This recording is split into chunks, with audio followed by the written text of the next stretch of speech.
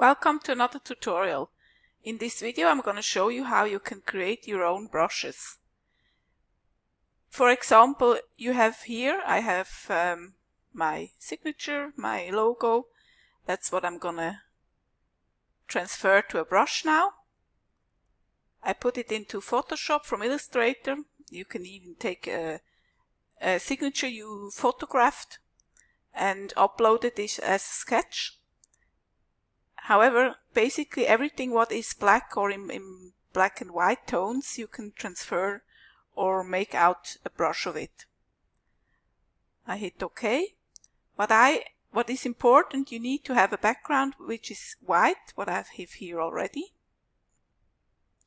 This is something else I want to show you later.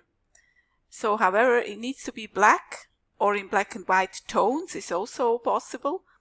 And what you have to do then is go to Edit and then create brush, maybe, I guess it's in English. Give it a name, my signature, like this. However, let's check it out. Make a new layer. Here is my signature, which one I created just recently. I take black in the foreground and bam, here we go. This is our brush. We can make it smaller or, I mean, actually when you don't want to change the opacity of it, that it is possible to change the opacity, you of course have to change that in the brush settings. But for me it's okay, I leave it. However, you can take also another color if you wish. Let's take red, and then we make the opacity 100%. Let's go. This is it. So easy.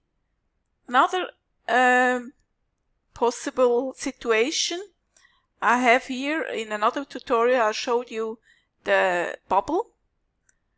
This was a vector element. That's what I imported here already. Same procedure. We go to Edit, create a brush, and we say bubble.